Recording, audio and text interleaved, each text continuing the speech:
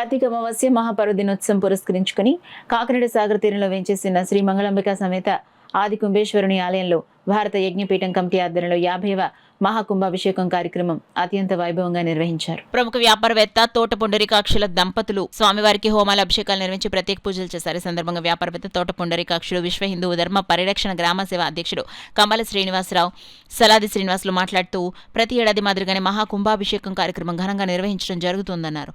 లోక కళ్యాణార్థం ప్రకృతి విపత్తుల నుండి దేశానికి ఉపశమనం కలిగించే శివకేశవుల మహాయజ్ఞమే మహాకుంభాభిషేకం అన్నారు. 1,8,00,000 శివలింగాలకు మహాకుంభాభిషేకం నిర్వహించి అభిషేకం చేశారు. శివభక్తులు వీరభద్ర స్వామి ఆదేశాల మేరకు కళాబంధు డాక్టర్ టి సుబ్బిరామరెడ్డి నిర్మించిన ఆలయంలో ప్రతి సంవత్సరం కార్తీక అమావాస్య నాడు మహాకుంభాభిషేకం జరుగుతుందని తెలిపారు. ప్రజలంతా స్వామివారిని దర్శించి వారి కృపకు పాత్రలు కావాలని కోరారు. కార్యక్రమంలో Kakinada MP Thangella Uday Srinivas, Samarlakota municipal chairperson Gangireddy Aruna, BJP నాయకులు మాలకొండయ్య, భారత యజ్ఞపీఠం కమిటీ సభ్యులు గంగపాత్రుని శ్రీనివాస్, బి తాతయ్య నాయుడు, చిట్నిడి శ్రీనివాస్, బుర్ల సత్యనారాయణమ్మ, నామన ప్రసన్న అధిక సంఖ్యలో భక్తులు పాల్గొన్నారు.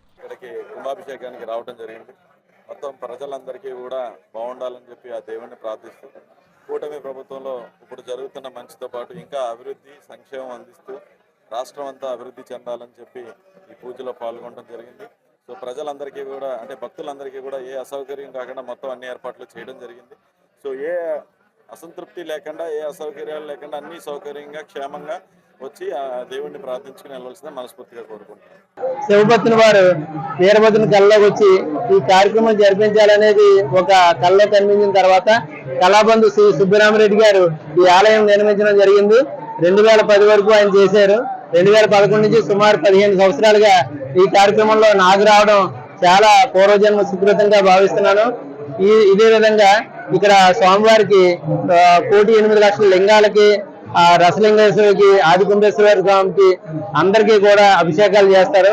ఈ అభిషేకాల ద్రవ్యాలు అనంతరం 108 కన్యలతో ఈ సాగరంలో స్వామివారికి కలపడం జరగడం, ఆ తర్వాత ప్రకృతి ఉపశమనం కలిగించేలాగా ఈ కార్యక్రమం జరిగే విధానం, ఆ అభిషేకాలు లోపల కలిపిన తర్వాత సముద్రం శాంతించే విధంగా ఉంటదనేది ఈ భక్తుల నమ్మకం.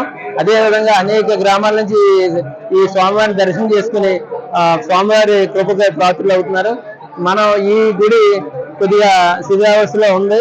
మన కాకినాడ పట్టణ వాసులందరూ కూడా వచ్చి దీన్ని అందరూ కూడా ఆదరించి మనం కాపాడుకునే విధానం మన అందరి బాధ్యత ఉంది. ఈ ఎంపీ గారు కూడా వచ్చారు, ఇప్పుడు దర్శనం చేసుకున్నారు. నానాజీ గారు కూడా వచ్చారు, తర్వాత బీజేపీ లీడర్ గారు కూడా వచ్చారు, అందరు కూడా వచ్చారు, పెద్ద పెద్ద వాళ్ళు వచ్చారు.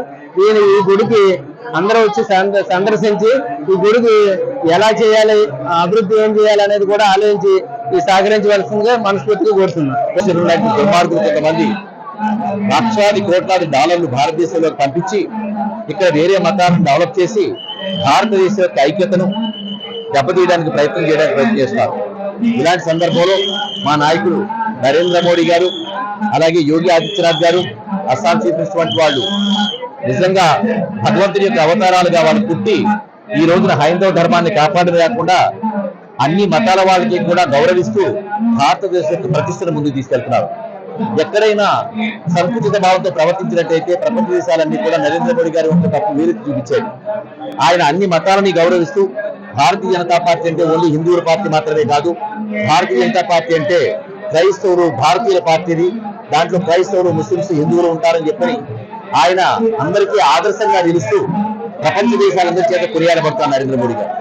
అలాగే మా నాయకురాలు పురంధేశ్వరి గారు కానీ, మా నాయకుడు సోము వీర్రాజు గారు కానీ, మా నూతన రాష్ట్రాధ్యక్షులు పివిఎన్ మాధవ్ గారు కానీ, మా కాకినాడ జిల్లా రాష్ట్ర అధ్యక్షులు బిక్కిన విశ్వేశ్వరరావు గారు, అలా రాజమండ్రి అధ్యక్షులు పిక్కి నాగేంద్ర వారి వారి అందరి స్ఫూర్తితోటి మేమందరం నరేంద్ర మోడీ స్ఫూర్తితో పనిచేస్తున్నాం. మాలకొండ గారు కూడా మాకు ఇక్కడికి వచ్చాక కలిశారు. వారితో కలిసి స్వామివారికి అభిషేకం చేస్తూ తీర్థ ప్రసాదాలు స్వీకరించడం జరిగింది. ఏదైనా మా కుటుంబంగా నన్ను అప్పులు చేస్తున్నందుకు ధన్యవాదాలు తెలుపుకుంటూ ఇక మీదటి కాకినాడలో కూడా నేను చేసే మంచి దాకా 15 కోట్ల రూపాయలు వెచ్చించి అనేక కార్యక్రమాలు చేయడం జరిగింది. ఇక్కడ కూడా నా సేవా కార్యక్రమాలు అవకాశం వస్తే చేసుకుంటానని తెలియజేస్తూ మీకు అమ్మాల్సిన